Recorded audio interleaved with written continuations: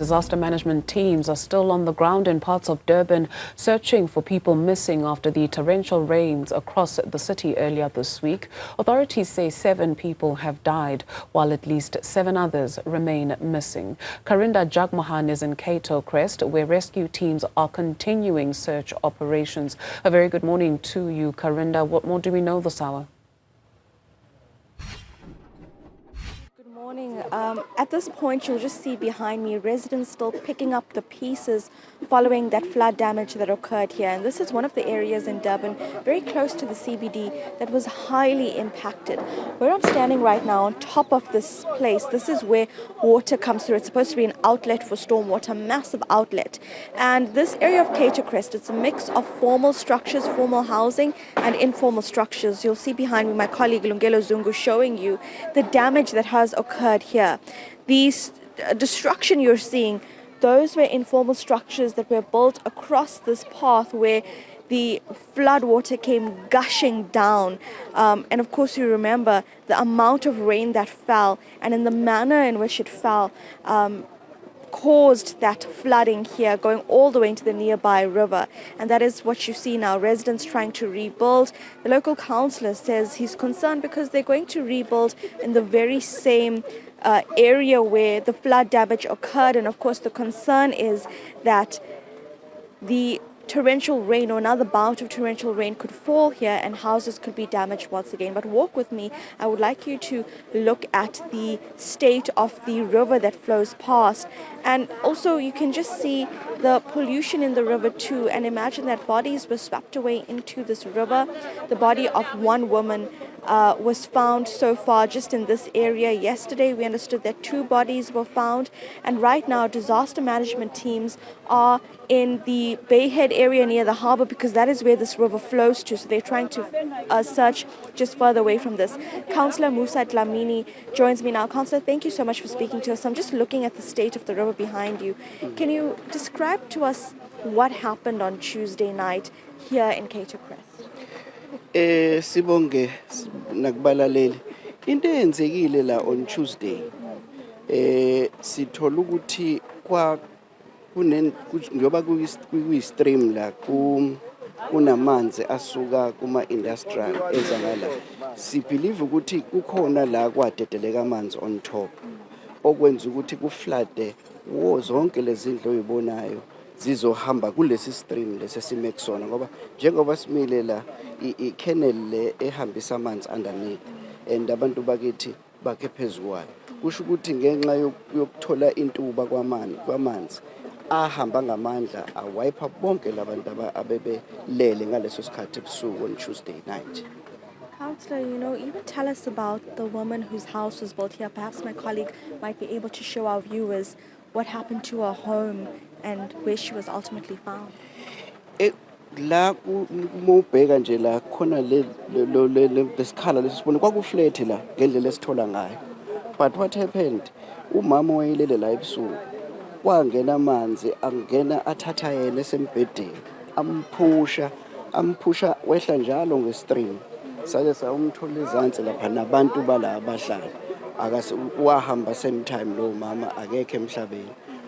Usisi udadewethu behlala la kwatholakala ukuthi uthathekile naye, fortunately wasinda. Day before yesterday, what we have done with social development, simthathile sahamba sayombeka kwi place of safety. Iy'ngane zakhe as well sayithatha, they are arranging since yesterday ukuthi ahambe bambuyisele Eastern Cape, more especially abantwana, because acceptile ukuthi ucela that assistance from social development. They've done it so far.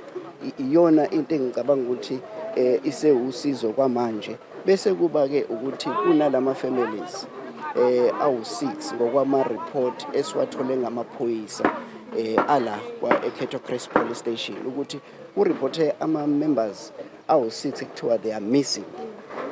U-session rescue ubusy ke njengamanje njengoba ngikhuluma nawe nje bale ezantsi eharbor basebenzisa iboat namhlanje to continue i-search, particularly search abayenze 2 days back bakwazile ukurecover 2 bodies day before yesterday and yesterday. Those bodies amanye abanye base Phoenix as well as Pine Town. But we can't solely say those people are the one that our families they are looking for. We are still waiting for verification through the families. As we have seen here, some of these families are here because they want to go to police station, bayokhulumisana no detective, kuyonophethe the case. Then so bese siyakwazi ukuthi nansi intene on the city really those people who are founded belong in these families. But currently it's 6 missing, 4 that has been recovered, which we have to verify, and they are continuing with the search to recover the other bodies. Certainly, Councillor. And then let's talk about the residents rebuilding now. You mentioned that you're concerned the fact that, there are no other places for them to build. It's difficult to find land in the city that's suitable to build houses, especially with flooding. Just tell me about your concerns here and what do you think needs to be done going forward? I think as a city, because we are trying our level best, ukuthi sibachazisela abantu ukuthi kuma flood areas they are not actually accepted ukuthi ba-erate ama houses such like this ones. But it's very difficult because we are actually running at the back because already but maybe space was occupied. Mase bes occupy the space uma usuthi ufuna ukusebenzisa law enforcement, you'll find ukuthi khona ama laws in this country like the PI Act. So once you enforce, you have to take those people and relocate somewhere. Of which you get the land is problematic in the city. And Snapback Clock city, it's about 450,000 shacks that already are existing in the city. Further than that, the city is trying, but you have to recall, my sister, that this is not the competence of the city. It's a competence of province and national in conjunction with us. We are, in fact, the planners and the officials, particularly in human settlement, they are trying by all their level best. It's unfortunate that we find ourselves in a dangerous place like this one. You can't build. So Umkhandlu has to actually intensify education, in particular. Babenda full soldiers. Abazohamba be-educator people, our own people, more closely. We understand that they are here for betterment of their life. They believe that it's the closest place to the city to enhance employment. But unfortunately, it's a deadly areas. This is why now we find ourselves in this strategy. But as a city, mayor and as a person who's leading us and the officials are busy tirelessly to identify areas where we can take these people and relocate to other places. But they are pushing that they want to build in the same place with the same condition. This is what the problem within the community as well. Community should be with. I'm pleading with the structures here because they were very supportive. What committee as well as the ANC, which is here, they were very instrumental to assist and tell the people, look what is happening now. You are in a serious predicament and you need the city to rectify the situation. We are in a backlog as well. But that's what I can say, my sister. Thank you so much for your time. We're going to keep talking to you throughout the day as well. Thanks very much. But there you have it, and you can also just show our viewers behind us as well, please, Councillor.